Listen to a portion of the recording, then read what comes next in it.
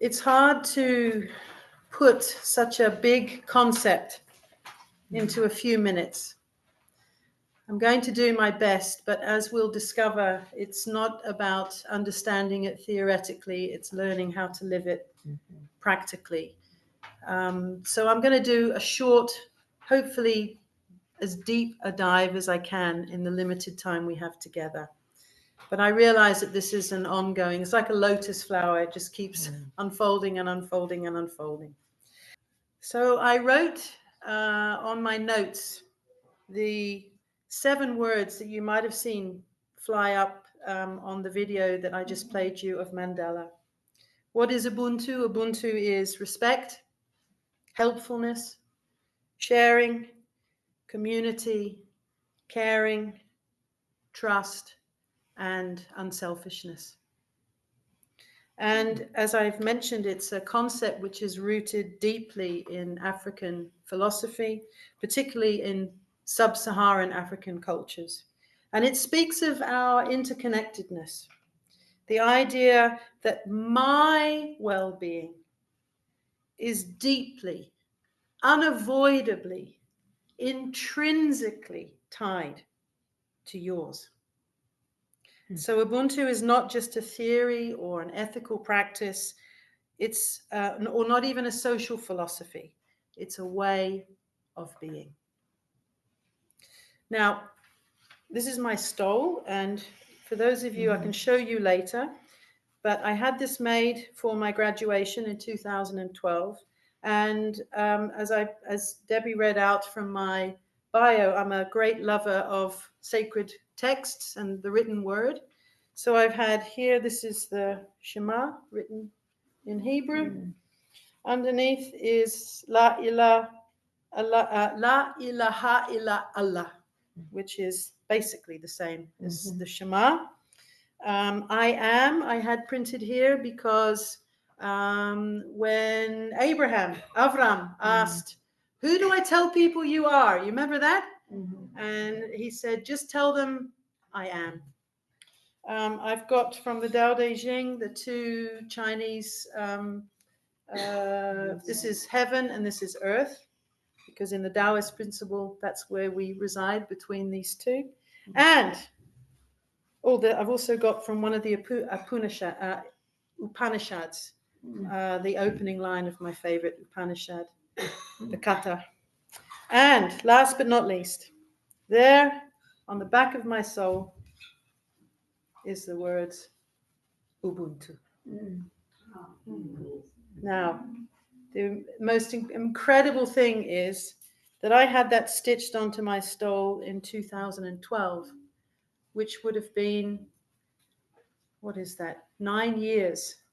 Is that right? 12. No, I got to 2020 is when I got to South Africa. 8 or 9 years. Yeah, so never believing for a minute that this would become a part of my life. Yeah. So I always tell people, be careful what you write on your stole, because you never know. Now, how did I know about it? Well, it's an extraordinary story because any of you are familiar with Bleecker Street? I think you used to live there, right? Yeah, okay. And Bleecker Street, there's a fantastic theater which does off-Broadway performances. Because I love off-Broadway. I think, well, first of all, it's cheaper, but also I think the topics are more interesting. And there was a play from, I think it was written in 2000, but I saw it in 2005, if memory serves me correctly. And I went in. Did I tell you the title? No. It's called The Exonerated. So it's a play made up of actual court transcripts. And they had actors who would be sitting on chairs and they would be acting almost like an old-fashioned radio style. And the night that I went, the theater director came in and said, listen, we're going to do something we don't normally do, but we're going to invite anyone who wants to stay after the performance, because one of the people you're going to meet as an actor is a special guest. He doesn't want you to know who he is right now, but if you would like to stay and talk about the play, you can. So I did, and I was blown away. Has anybody seen it? Anybody saw it? No. Well, who was this mysterious actor? None other than the Archbishop Desmond Tutu. I know. And I was sitting there. There was probably only about 20 of us, maximum. Wow. Everyone else had gone home, got their taxis, whatever, gone out for dinner. I was thinking, boy, am I glad that I decided to stay. And we sat in a circle. And I was very close to him. Honestly, Sidel, I was as close to him as I am to you right now. I had to keep pinching myself. Now, this was, maybe it was earlier than 2005. Maybe it's 2003, because it was during the Iraq invasion, if we can call it that. And I was very politically motivated at that time, and feeling, unfortunately, a measure of what I feel today, and we all feel, this sort of sense of hopelessness and anger, and why are we choosing war to try and heal the hurts? And I would go out every weekend and protesting, but we felt hopeless. Sound familiar? And somebody in the circle asked him, Tutu, you've come through a liberation struggle in your country. What do we do? And there's two things I will never forget. He said, first of all, I want you as Americans to know how, I'm going to choke up, but forgive me. I want you to know how non-Americans see you in the world. He said, I have traveled the length and the breadth of this globe, and I have yet to meet more generous, more caring, and more engaged people than I have in America. And I want you to know that that's how we see you. And that's why I love and respect you. So I hope you can hear that. He's not with us anymore. But that came from a man whose heart had been broken by what was going on in his own country. And he said, I love America, but even more, I love Americans. And thank you. The second thing he said is, you don't ever need to feel hopeless. He said, all you need to say time and time again is not in my name. Not in my name. And there's a beautiful museum dedicated to him now. Every time I have visitors, every time I get a new class, I take them. It's in honor of him and his legacy. And one of the things he said, and I'll never forget it, is the tidal wave of change is made up of 1 million different ripples. So never think that my ripple doesn't count. I was so inspired by him. I ran to Barnes & Noble, because Barnes & Noble used to stay open late. Is it still going? I hope it is. Yes. Yes. Okay. And I said, do you have anything written by Tutu? And they said, oh yeah, we got one book. And they pulled it off the shelf. Guess what the title was? Ubuntu. So that man changed my life that day and that evening.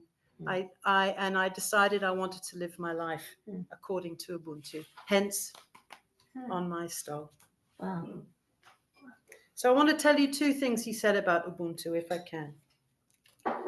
A person with Ubuntu, he said, is open and available to others. They are affirming of others. They do not feel threatened that others are able and good. They have a proper self-assurance that comes from knowing that he or she belongs in a greater whole. That's W-H, not H-O-L. And is diminished when others are humiliated or diminished. Yeah. Let's hear that. Let's really hear that. Because he lived it, right? They are diminished when others are humiliated or diminished, when others are tortured or oppressed. He also said, we think of ourselves far too frequently as individuals, separated from one another. Whereas you must remember this one thing. You are connected, and what you do affects the whole world. When you do well, it spreads out for the whole of humanity. And if I can do nothing else, I know that everybody here, and I think one of the things that I admire so much about this community, which makes me love you even more, if that's possible, and aspire to be like you, is that you are tirelessly standing up for what is right and true and just. And I admire you, and I want to say to you all, thank you for that. But don't just think it's here in Bergen County or in New Jersey or in the United States. What you do and how you show up for the world, whether you understand it or not, he's saying it ripples out into the world, and we feel it wherever we are. So thank you.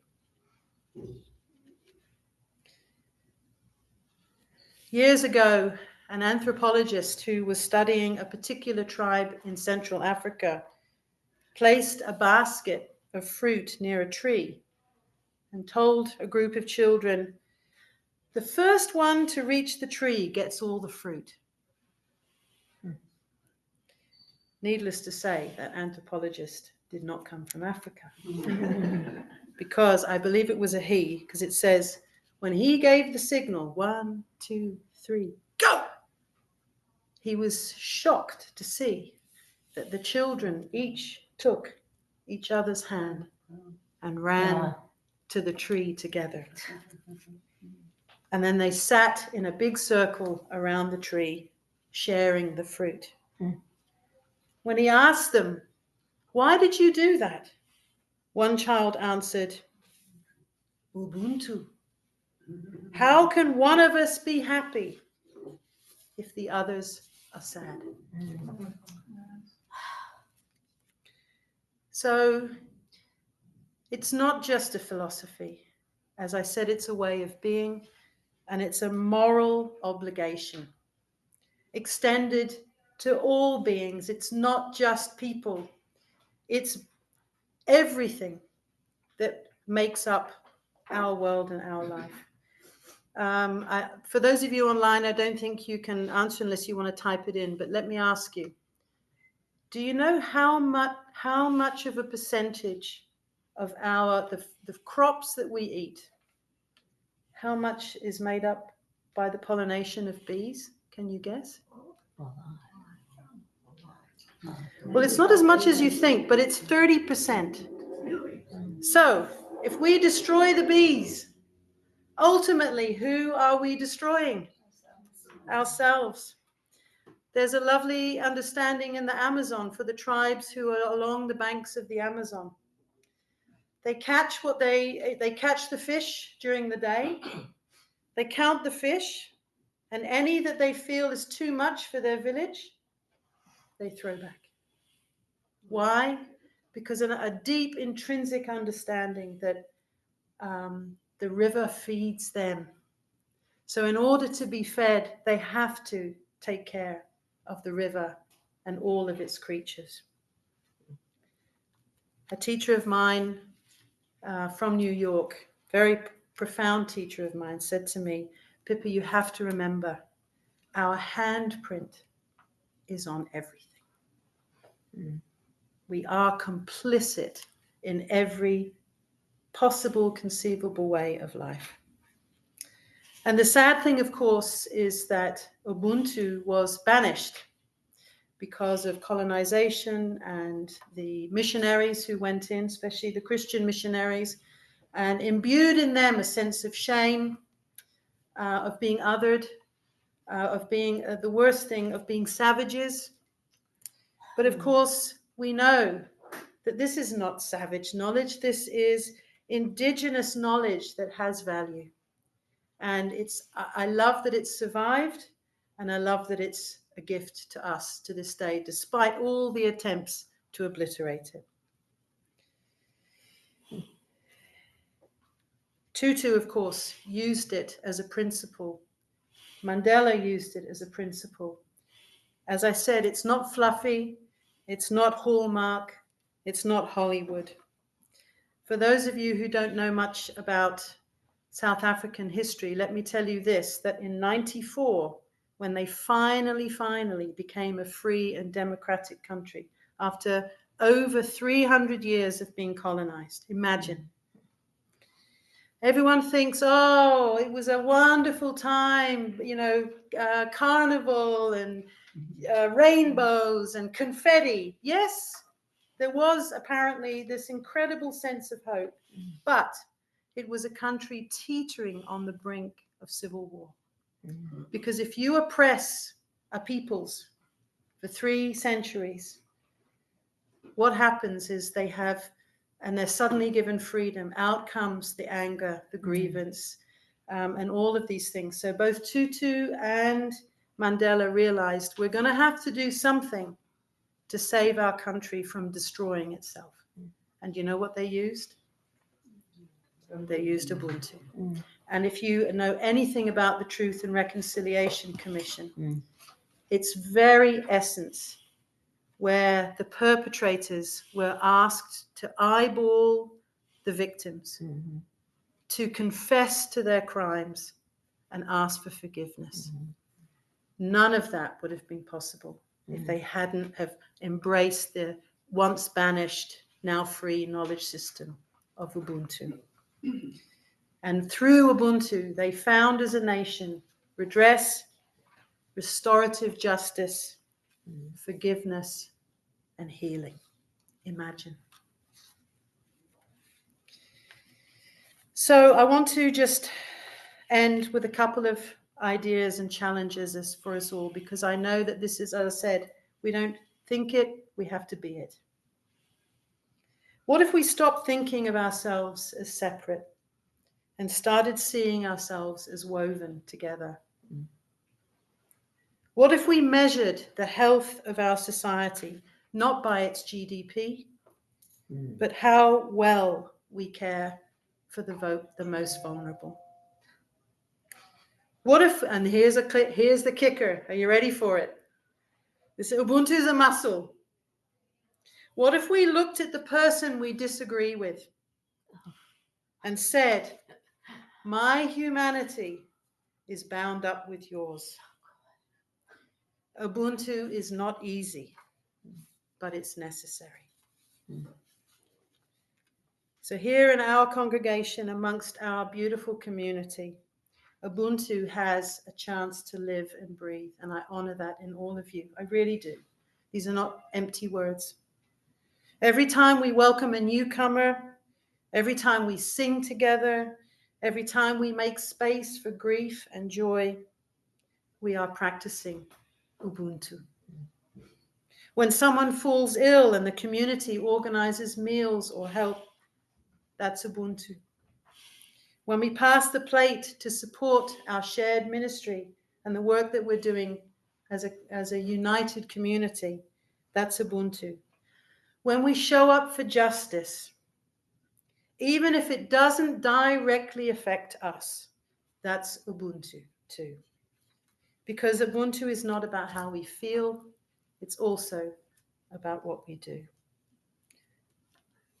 Ubuntu challenges us to think globally. It invites us into solidarity across borders. Another person, another nation, another community's flourishing is not separate from ours. The climate crisis, our future, all of this. Ubuntu is the world that we must build where no one is disposable. And I really want to say this to you, that today will be the last time for I don't know when, that I'll be here in person. I hope, inshallah, it will be, maybe next year would be wonderful. But what I'm doing in South Africa, the work that I'm doing in your name. And you're there with me. So the kids that I'm helping and teaching, and by the way, they're helping and teaching me too. I take you with me. So let me end with this. Ubuntu is a truth to be lived. And like any truth, it demands something of us.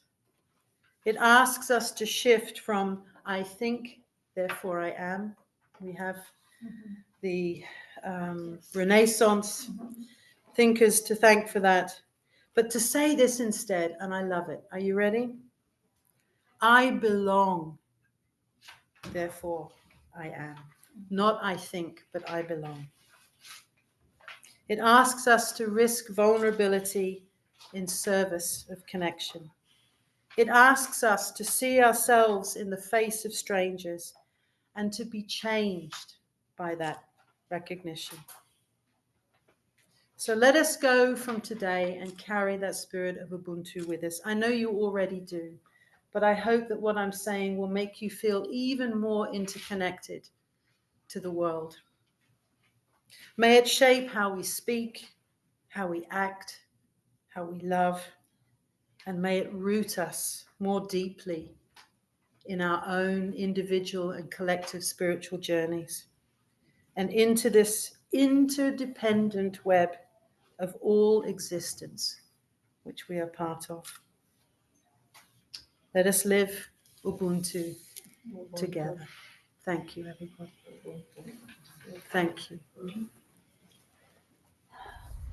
If you like this video, please like us on YouTube, subscribe to our YouTube channel, and click on the bell to be notified whenever we post a new video. Thank you.